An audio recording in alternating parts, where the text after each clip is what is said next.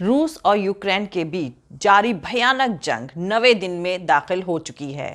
इस जंग में मिली जानकारी के मुताबिक अब तक हजारों रूसी सैनिक और यूक्रेन के लोगों की मौत हो चुकी है और अमेरिका से लेकर यूरोप के तमाम मुल्क फाइनेंशियल सैंक्शन और पब्लिक क्रिटिसिज्म के जरिए रूस को दुनिया भर में अलग थलग करने की कोशिश कर रहे हैं ताकि इस जंग को रोका जा सके। इसी के चलते भारत, अमेरिका, ऑस्ट्रेलिया और जापान के हेड ऑफ स्टेट्स ने थर्सडे की शाम को मुलाकात करी और अहम बात यह है कि क्वाड ऑर्गेनाइजेशन की इस बैठक में यूक्रेन के हवाले से ताइवान पर बातचीत भी हुई है।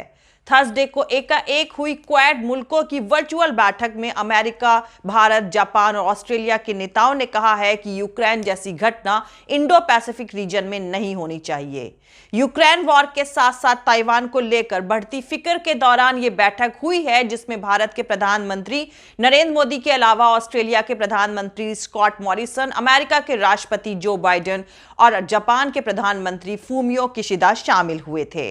वैसे आपको बता दूं कि इस बैठक से पहले खबरें आई थी कि यूएन जनरल असेंबली में रूस के खिलाफ लाए गए प्रपोजल पर भारत की गैर हाजिरी से अमेरिकी सांसदों का पारा गर्म है और रूस से S-400 मिसाइल की डील से भारत पर CAATSA के तहत बैन लगाने का दबाव जो बाइडेन पर अब बढ़ गया है।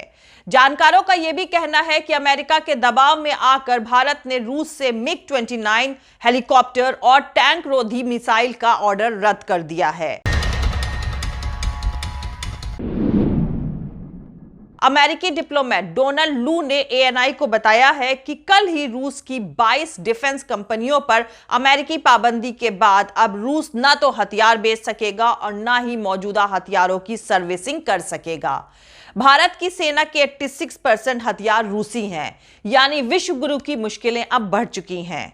यहां पर आपको बता दूं कि भारत और रशिया के बीच 1971 में दोस्ती और आपसी सहयोग की ट्रीटी हुई थी और बांग्लादेश की आजादी की लड़ाई में भारत पर अमेरिकी हमले को रोकने के लिए रूस आगे आया था।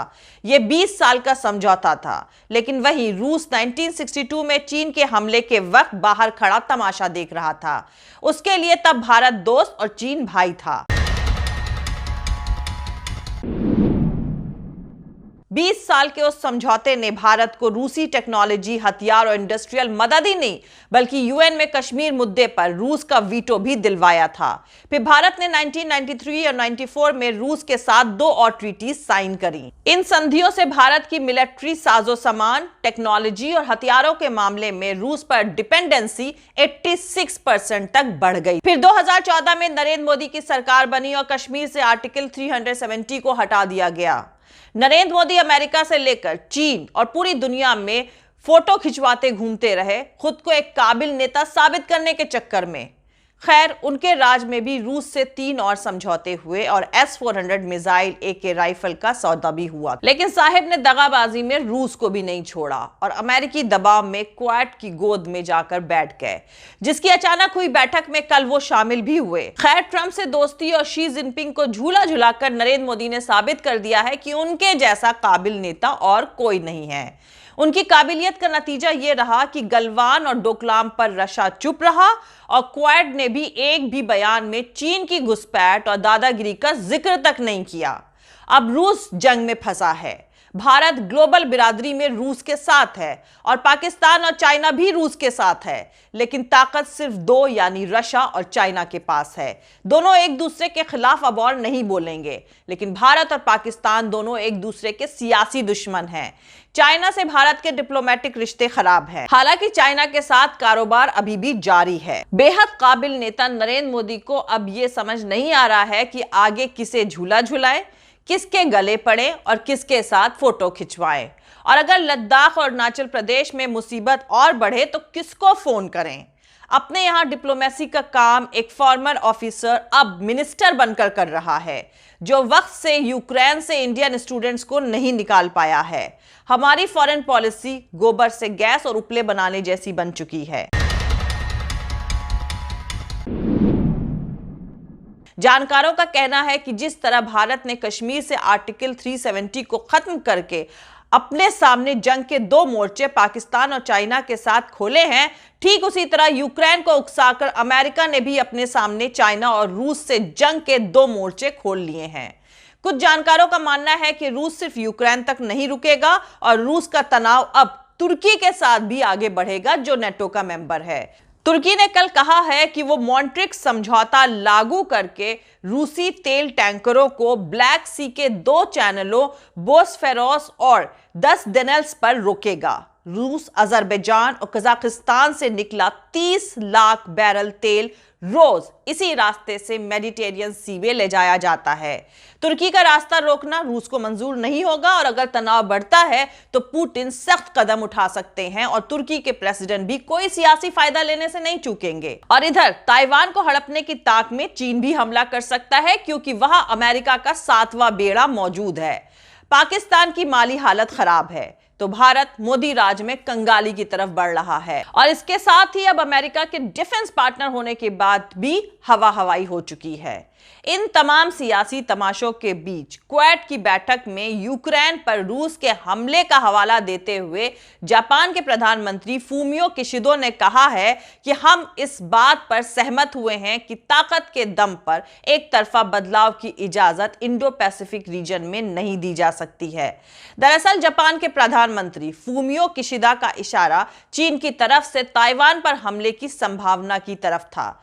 ताइवान खुद को एक आजाद डेमोक्रेटिक मुल्क मानता है, जबकि चाइना उसे अपना हिस्सा बताता है। बैठक के बाद किशिदा ने जर्नलिस्ट को बताया है कि इस बात पर भी सभी सहमत हुए हैं कि यूक्रेन वॉर इस बात को और अहम बना देती है कि एक आजाद और खुला इंडो पैसिफिक रीजन कितना जरूरी है। नेताओं ने बैठक के दौरान इसी तरह की टिप्पणियां करी जिनका इशारा चीन की तरफ था। ऑस्ट्रेलिया के प्रधानमंत्री स्कॉट मॉरिसन ने कहा है कि जो यूक्रेन में हो रहा है उसे हम इंडो पैसिफिक रीजन में नहीं होने दे सकते हैं। हम एक आजाद और खुला हिंद प्रशांत बनाए रखने को कमिटेड हैं, जहां छोटे मुल्कों को बड़ी ताकतों से डरने की जरूरत ना हो। मतलब ठीक ठीक उनका इशारा चीन की तरफ था ताइवान को लेकर। अब आपको यहां पर बता दूं कि इसी महीने ऑस्ट्रेलिया के मेलबर्न में क्वाड मुल्कों के फॉरेन मिनिस्टर्स की एनुअल बैठक हुई थी और आने वाले महीनों में इन राष्ट्र अध्यक्षों का जापान में मिलने का प्रोग्राम है। लेकिन थर्सडे की बैठक का एकाएक ऐलान हुआ था और बैठक के बाद जारी एक साझा बयान में क्वाड नेताओं ने दोहराया है कि रीजन में सभी देशों की सोवरेनिटी और टेरिटोरियल इंटीग्रिटी का सम्मान होना चाहिए और वो मिलिट्री, फाइनेंशियल और सियासी दबाव में नहीं रहने चाहिए। हालांकि साझा बयान में ताइवान का जिक्र नहीं किया गया है, लेकिन कहा गया है कि नेताओं ने यूक्रेन वॉर और ह्यूमैनिटेरियन क्राइसिस पर बात करी है। अहम बात यह है कि क्वेड के मेंबर्स में भारत इकलौता मुल्क है जिसने यूक्रेन पर हमले को लेकर रूस की निंदा नहीं करी है, बल्कि यूएन में रूस के खिलाफ लाए गए प्रपोजल पर वोटिंग से भी परहेज किया है। और रूस यूक्रेन जंग पर भारत के इस रुख को वेस्टर्न मीडिया में काफी क्रिटिसाइज किया जा रहा है। भारत को अमेरिका समेत तमाम यूरोपियन मुल्कों की तरफ से दबाव का सामना भी करना पड़ रहा है।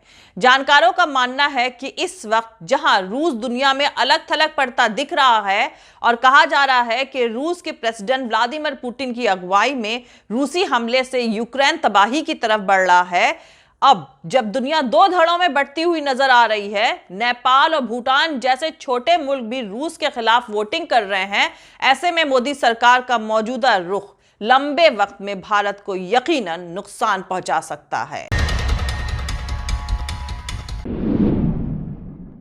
जय हिंद, सत्यमेव जयते, अल्लाह हाफिज। दोस्तों, हमारा पूरा वीडियो दूसरे और वीडियोस देखने के लिए हमारे YouTube channel political Tamasha with doctor Arshi को सब्सक्राइब करके वहां पे लगी बेल आइकॉन को जरूर दबा दें ताकि आपको हमारे आने वाले हर वीडियो की अपडेट्स मिलती रहे। और दोस्तों, अगर आपको हमारा काम पसंद आता है, हमारे वीडियोस पसंद आते हैं तो www.patreon.com/dr अर्शी खान पर जाकर डोनेट करके आप हमारे काम को सपोर्ट कर सकते हैं। दोस्तों, अगर आपको हमारा वीडियो पसंद आता है तो लाइक और शेयर करना हरगिज नहीं भूलें। आप हमें फॉलो भी कर सकते हैं हमारे ट्विटर, इंस्टाग्राम और फेसबुक पेज पर। मेरा ट्विटर हैंडल है @arshi aziz khan। Thank you, मिलते हैं अगले वीडियो में।